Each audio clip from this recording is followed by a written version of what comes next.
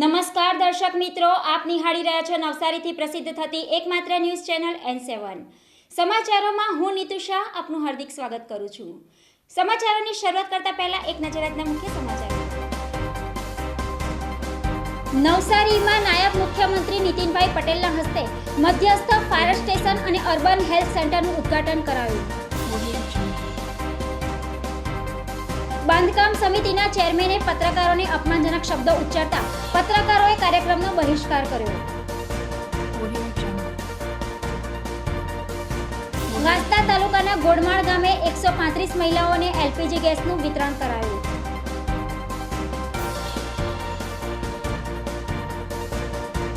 જયંતિ ગોપાણીના વિરોધમાં પત્રકારોએ રાજીનામાની માંગ સાથે પાલિકા પ્રમુખ અલકાબેન દેસાઈને આવેદનપત્ર પાઠવ્યું।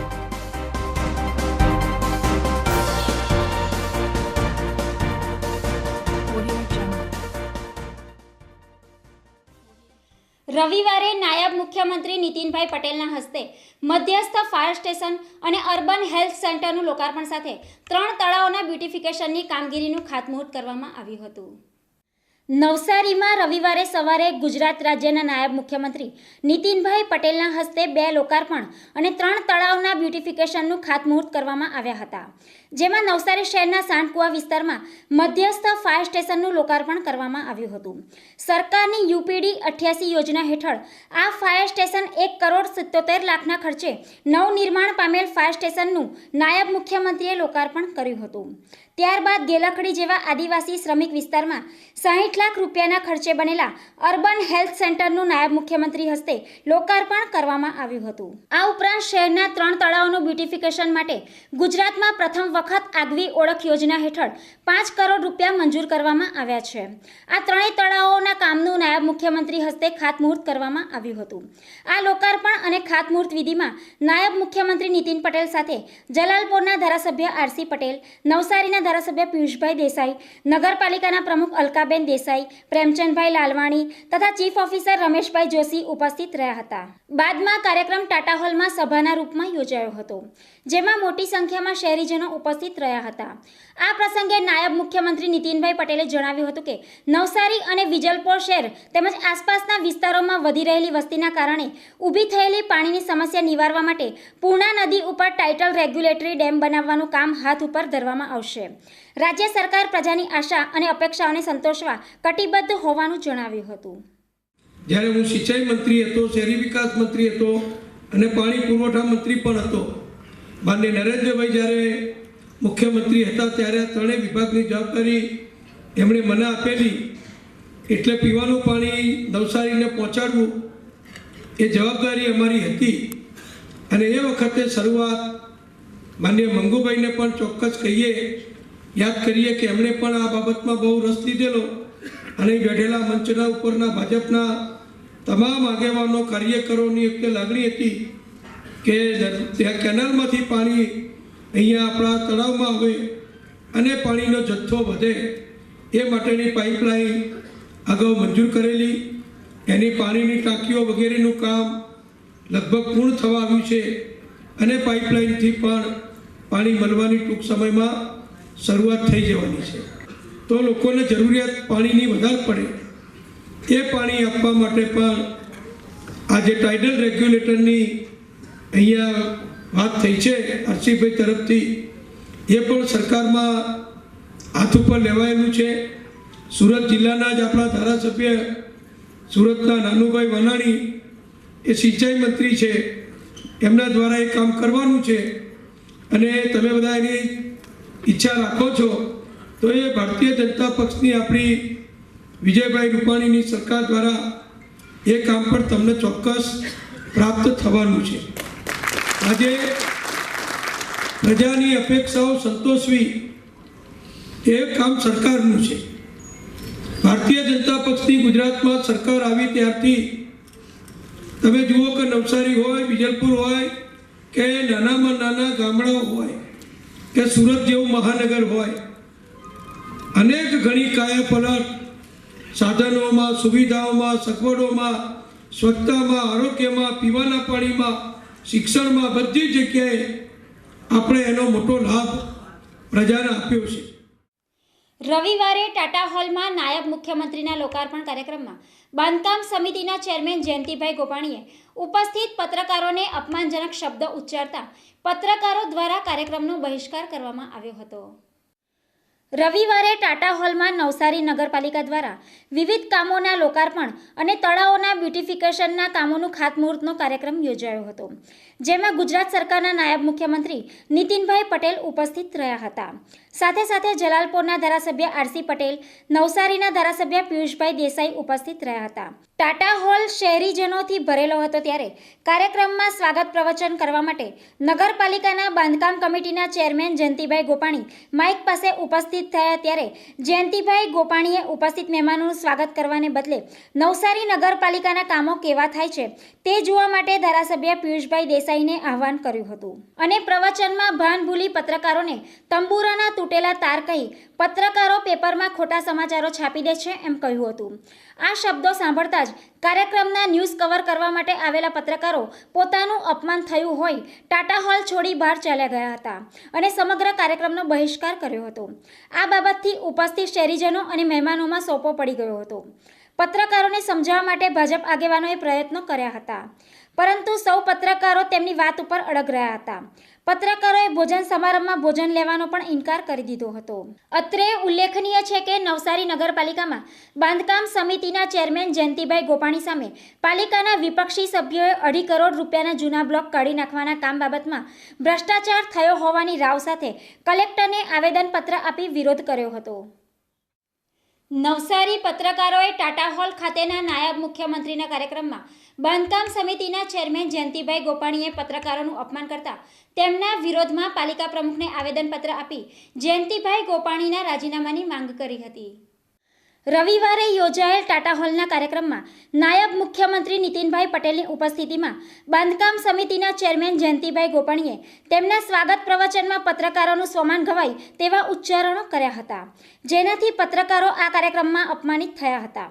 આ બાબતે આજરોજ નવસારી જિલ્લા સાપ્તાહિક તંત્રી વેલફેર એસોસિએશન દ્વારા નગરપાલિકાના પ્રમુખ અલકાબેન દેસાઈને આવેદનપત્ર આપી જયંતિભાઈ ગોપાણીના રાજીનામાની માંગ કરી હતી.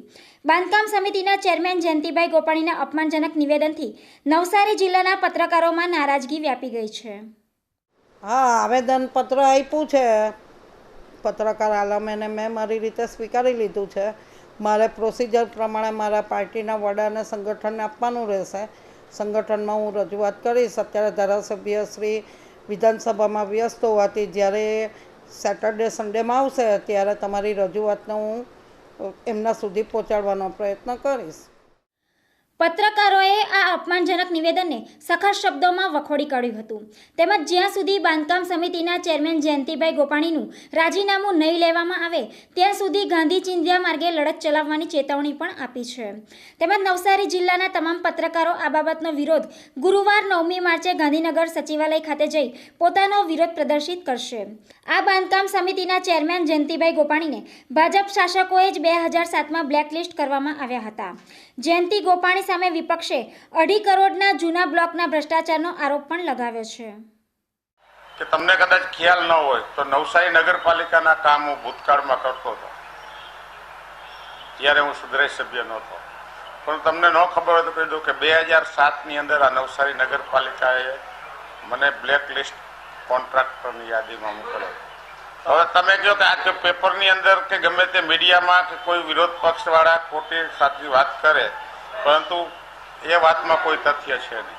2007ની અંદર મેં જે બ્લોક નાખેલા, જે તે સમયની જે બોડીએ ચેક કર્યા કે આ માલ ક્વોલિટી બેઝ નથી, એ હિસાબે એણે બ્લેકલિસ્ટ કરેલો.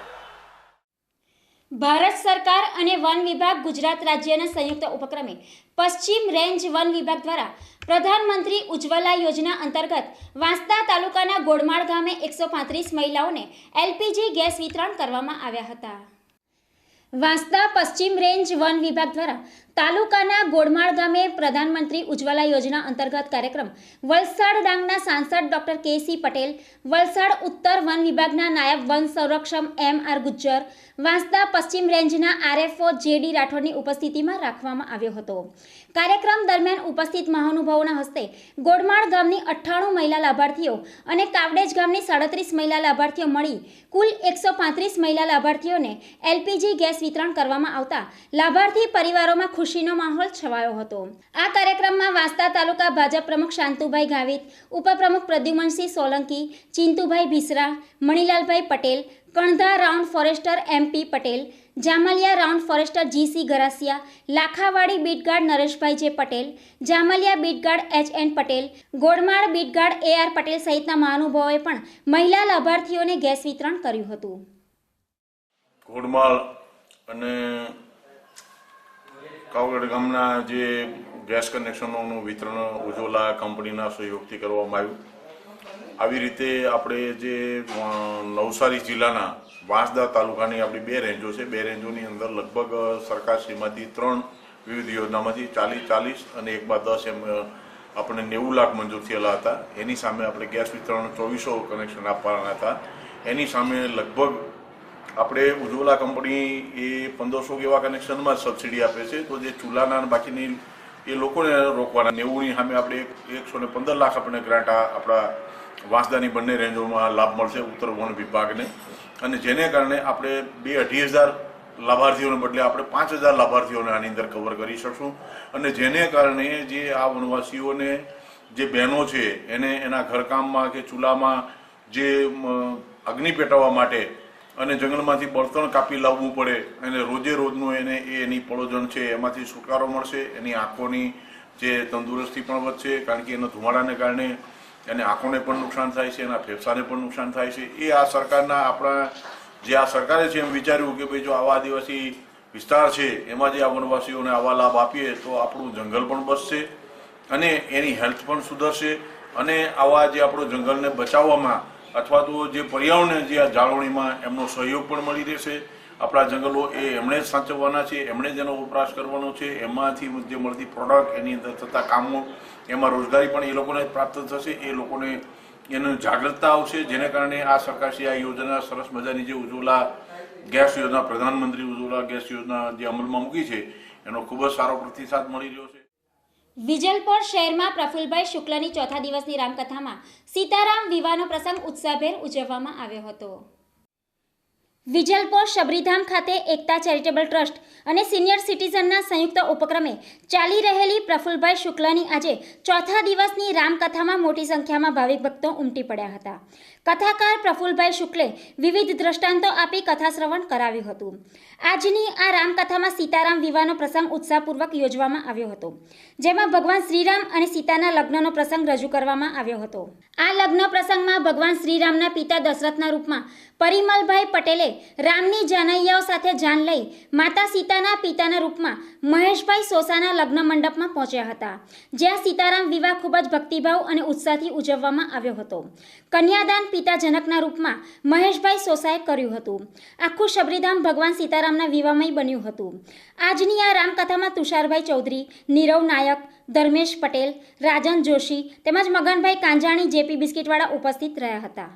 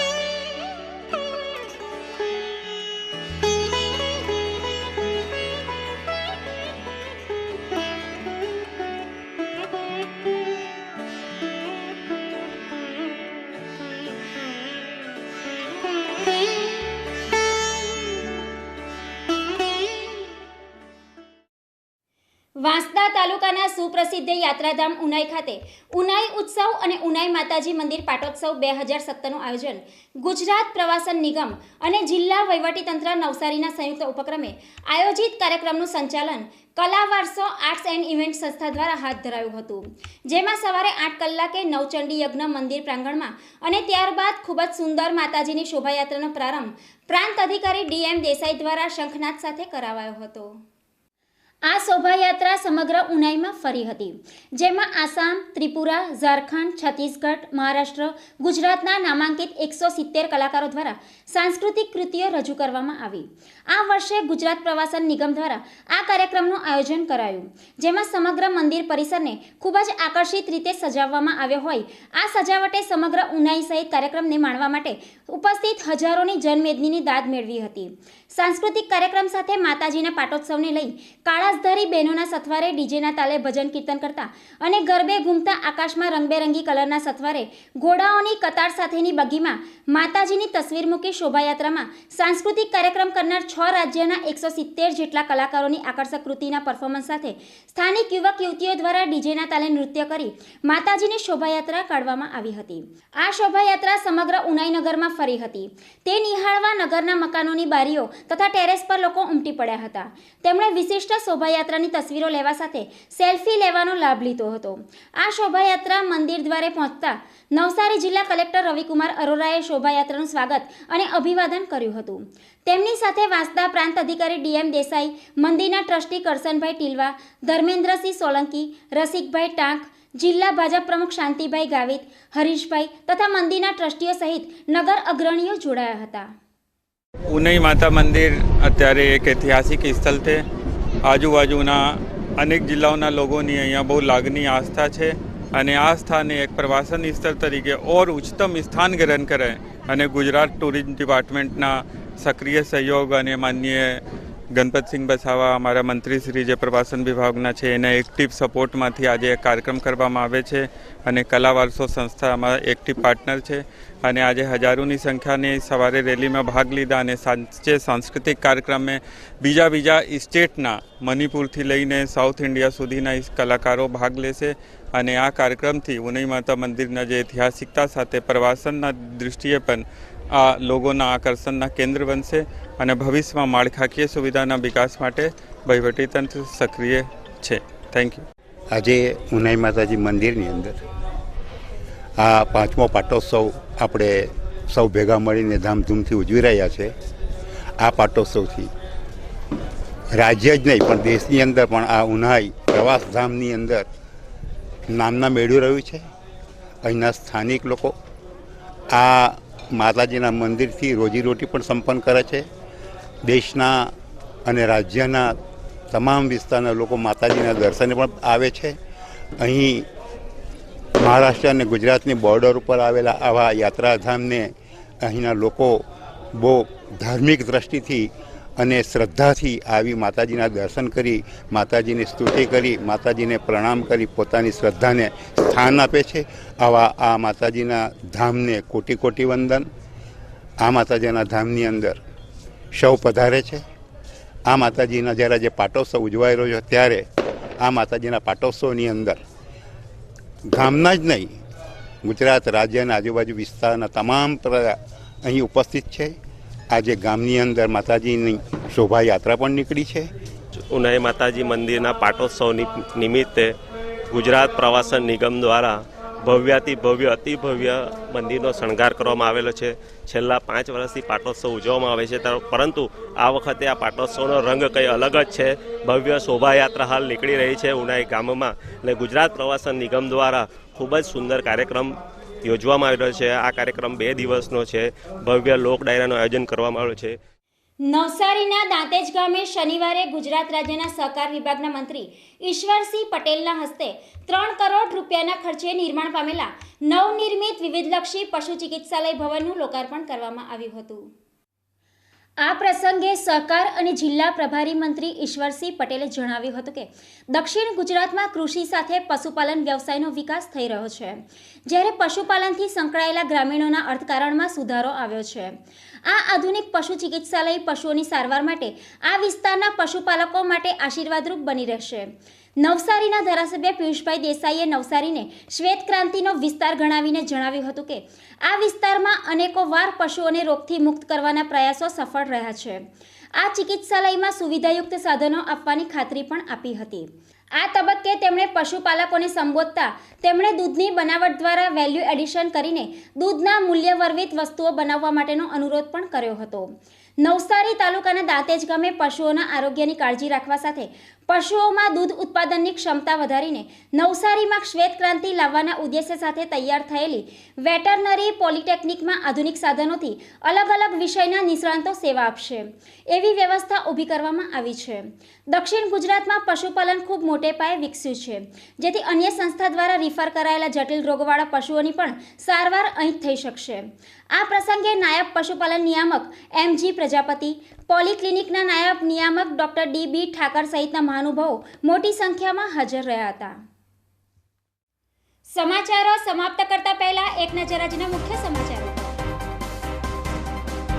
નવસારીમાં નાયબ મુખ્યમંત્રી નીતિનભાઈ પટેલના હસ્તે મધ્યસ્થ ફાયર સ્ટેશન અને અર્બન હેલ્થ સેન્ટરનું ઉદ્ઘાટન કરાયું. બાંધકામ સમિતિના ચેરમેને પત્રકારોને અપમાનજનક શબ્દો ઉચ્ચારતા પત્રકારોએ કાર્યક્રમનો બહિષ્કાર કર્યો.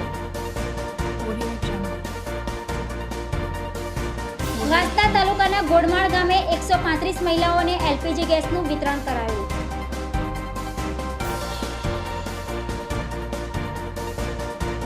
જયંતિ ગોપાણીના વિરોધમાં પત્રકારોએ રાજીનામાની માંગ સાથે પાલિકા પ્રમુખ અલકાબેન દેસાઈને આવેદનપત્ર પાઠવ્યું.